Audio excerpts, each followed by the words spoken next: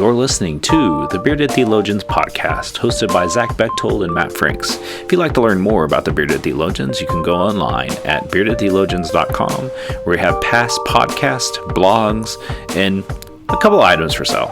So check us out, beardedtheologians.com. Thank you for listening, and enjoy this week's show.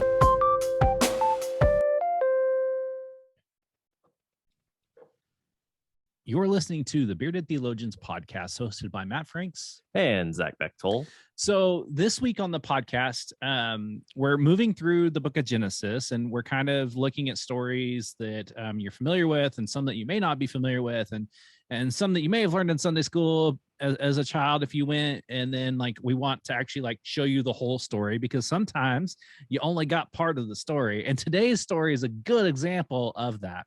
And so today we're going to look a little bit at Noah's story, and we're going to kind of, Zach's kind of going to give us the highlights of it, and we're going to kind of unpack an important part of the story that doesn't get looked at in most children's Sunday school programs, VBSs, or anywhere else that we talk about Noah, even in some adult Sunday school classes. And so, Zach, I'll let you kick us off with this. Yeah, certainly. So I want to give you the Cliff Notes version of Noah real quick. It starts in Genesis chapter 6 and goes through 10 or 11, depending on how far you go with his lineage there.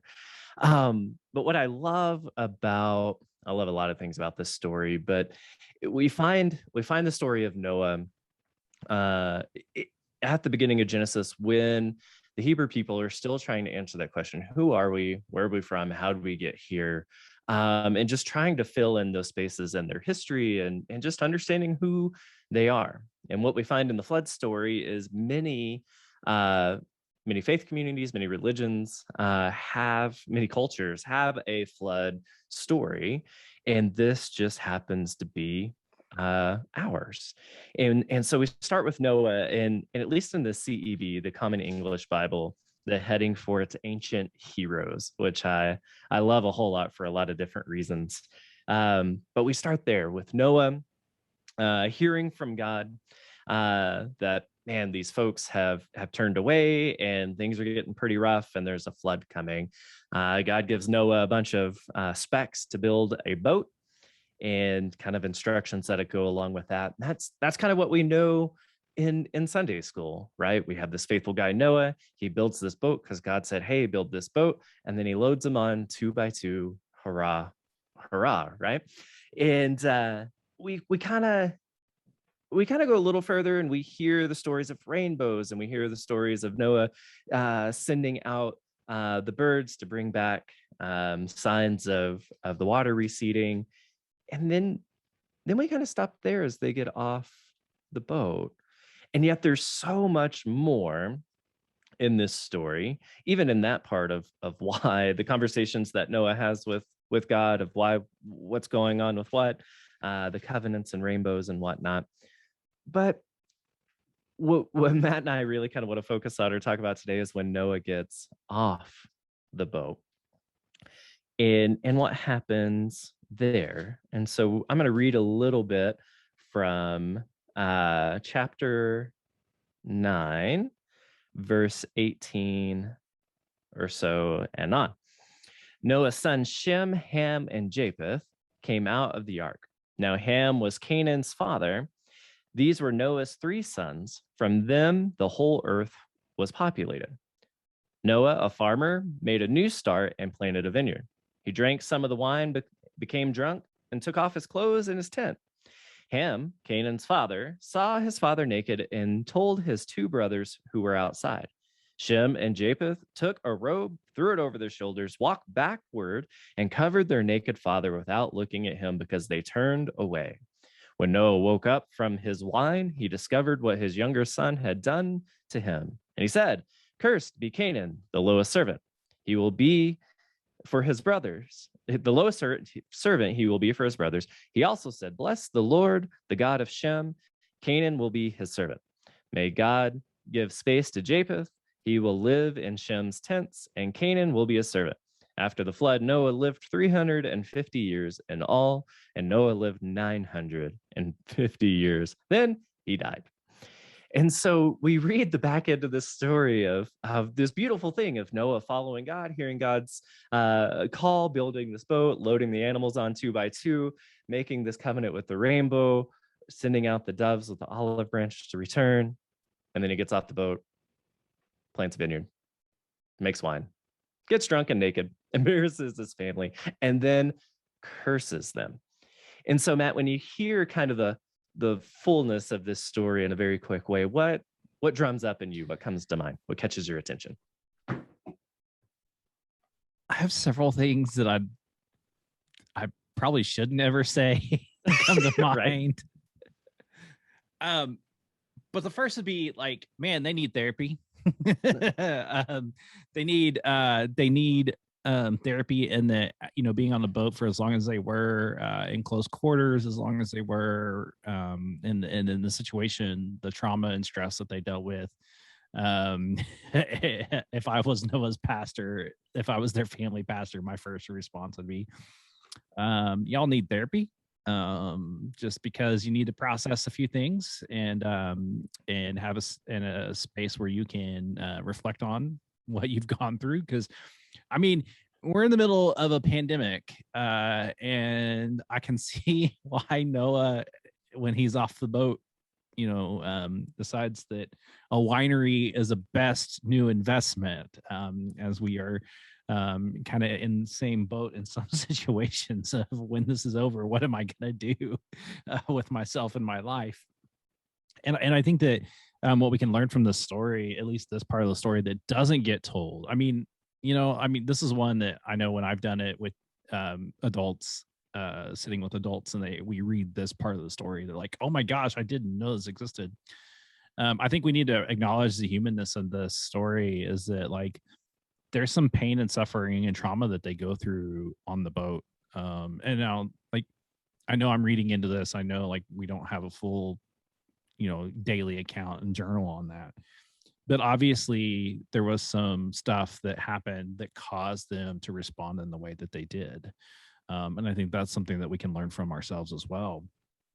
And I think that our response to these things matter. This trauma matters. And that's what led to the curse. And I mean, just the way I read it is that because the response to Noah being naked and drunk led to the issues that later occurred. Right. And, well, yeah, and that's the thing about this story, right? And especially this part of the story, we lead into it with the ancient heroes. Noah is one of the people we point to in look at what faith is. Look how faith manifests when we listen to God and we build the boat when everybody says we're crazy, right? And we remember the rainbow. That's God's promise, right? We have all these really faithful things, in big faith moments here that we carry throughout our faith even. And I think when we leave off this back end, when we leave off the humanity of Noah, we miss the fullness of his faith, right? That Noah is human in his actions too. And too often we look at our ancient heroes, our biblical heroes, and go, oh man, if I could just listen to God like they did, right? And we leave off their humanity, which then in turn leaves off our own humanity, right? That we take a look at ourselves, and anytime that we mess up, oh gosh, we're not good enough, right? And yet we have story after story throughout all of Scripture of God calling people, God using people, them being faithful, and then messing up, you know, or messing up leading into the faithful moments, or messing up during the faithful moments. None of these folks are perfect outside of Jesus, right? And we look at them too often as perfect individuals and perfect stories, that nothing but faith and you know, good things happen, and yet there's stuff there.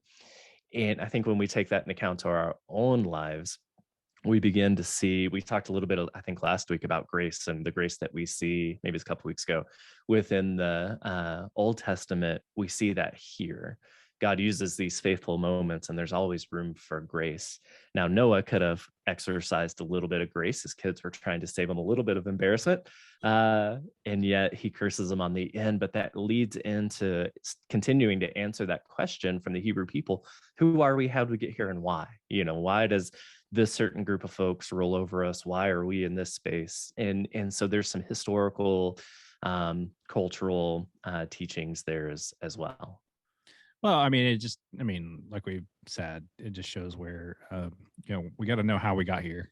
And cultures have those stories, whether it's, the Christian culture or, even in native culture, there are some really cool origin stories of floods and things like that are important to those cultures. And there's some truth in those. There's some underlining truth to those, like how we got here and those sort of things. And I think that like paying attention to that helps us understand, unpack the book of Genesis and why it's so heavy and oriented towards beginnings. I mean, it really is. I mean, even the name, just beginnings. I mean, it's a book of beginnings. And in my Hebrew Bible class in seminary, golly, this is a freaking long time ago now I think about it. We spent the entire section on Genesis. Mostly because our professor was adamant that if we didn't understand Genesis, how is she going to understand the whole the rest of the Hebrew Bible?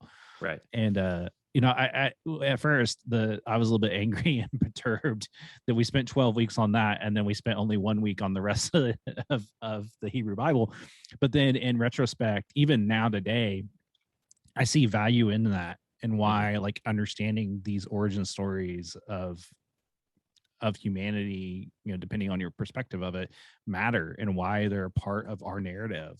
And you're right, Zach. I think we can learn from Noah that one, how we respond matters. I think, but also our heroes. And I that's the thing. When I read that heading, I kind of grimaced a little bit. I don't like the word hero. I don't like, because to me, like heroes like that, like it's so elevated, right? Like I have it at such a high regard that but like they fall, heroes fall. It's part of the hero's journey. But like I read that and I was like, oh, like okay, but like I struggled with it a little bit, I'll be honest.